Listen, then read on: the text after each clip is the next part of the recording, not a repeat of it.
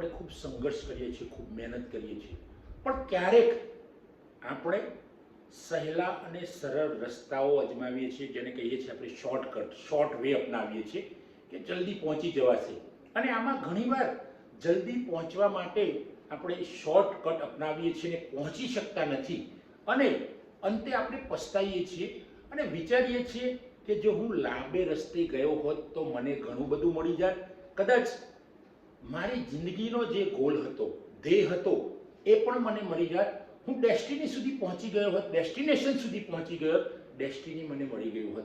મિત્રો, આવું જિંદગીમાં ઘણીવાર બને છે, અને એટલે તો મેં એક સરસ શિક્ષક સાથે આપની સમક્ષ રજૂઆત કરું છું.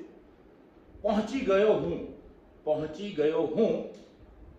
રસ્તાઓ તો મેં ઘણા બદલ્યા, ચાલ્યો હું તેના પર જે સસ્તા હતા, બિલકુલ સરળ લાગતા હતા, કઠિન નહોતા, જ્યાં કંઈ જ નહીં, બસ ચાલ્યા જ જવાય સીધા એક્સપ્રેસ હાઈવે પર, એવું લાગતું હતું. એટલે સરળતાથી હું ચાલતો જતો હતો. મોંઘા રસ્તા પરવડ્યા નહીં, જે અઘરા હતા એ પરવડ્યા નહીં મને. ઉબડ ખાબડ હતા જે બધા રસ્તા, ભયભીત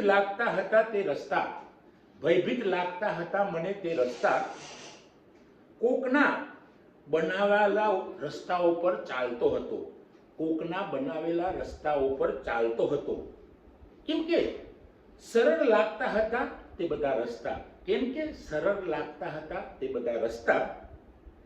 ઘણા રસ્તા બદલીને હું પહોંચ્યો નહોતો, ઘણા રસ્તાઓ બદલીને હું મારા ધ્યેય સુધી પહોંચ્યો નહોતો. અચાનક પગ મારો લપસ્યો ને પડ્યો નીચે.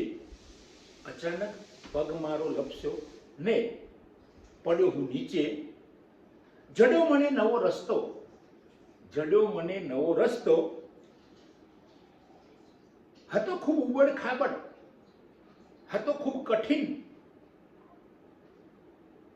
પણ હું ચાલતો રહ્યો. અચાનક હું પહોંચી ગયો હસતો હસતો. મિત્રો, દરેકના જીવનમાં સંઘર્ષ, કઠિનતા, અઘરી બાબતો આવે છે. કોઈ પણનું જીવન એવું નથી, તમે મહાન માણસો જોશો, કોઈ પણ માણસનું જીવન એવું નથી કે જે સહેલામાંથી પસાર થઈને તાત્કાલિક સફળ થઈ ગયો હોય. મિત્રો, આપણે ઘણીવાર જોઈએ છીએ અને ઘણીવાર લોકોના જીવન ચરિત્ર વાંચીએ છીએ. નેલ્સન મંડેલાની વાત તમે સાંભળી હશે. વર્ષો સુધી એ જેલમાં રહ્યા, વર્ષો એટલે લગભગ 27 વર્ષ સુધી એ જેલમાં રહ્યા, અને બહાર નીકળ્યા. કોઈકે પૂછ્યું કે તમને જેને જેલમાં પૂર્યા હતા એ માણસ કેવો લાગ્યો, તો એમણે કહ્યું, વેરી નાઇસ પર્સન. મિત્રો, આ છે જીવનની કઠિનતા, અને કઠિનતા મળે છે ત્યારે જ આપણે સરળતા સુધી પહોંચી શકીએ છીએ. કેમ કે જો સરળતા પહેલા મળી જશે તો આપણને કઠિનતાનો અનુભવ નહીં થાય, અને એ અનુભવ નહીં થાય એટલે પહોંચી ગયા હોઈશું આપણે લિફ્ટ દ્વારા, પણ આપણને આનંદ નહીં હોય, આપણને ખુશી નહીં હોય. કેમ કે જીવનમાં અઘરા રસ્તાઓ પરથી પસાર થવાનું છે, અને એ અઘરા રસ્તાઓ પરથી પસાર થઈશું તો આપણને એક અલગ પ્રકારનો આનંદ આવશે. કારણ કે ઘણા વિદ્વાનોએ, લેખક કવિઓએ કહ્યું છે કે પરસેવે જે નાય એ જ માણસ ખૂબ આનંદમાં રહે. મેં થોડાક શબ્દો મિત્રો અહીંયા બદલ્યા છે. તો હું પહોંચી ગયો એ આ દરેક તમારા મિત્રો માટે, નવી જનરેશન માટે, ખાસ યુવાન યુવતીઓ માટે ખાસ આ મેં વ્યક્ત કર્યું છે.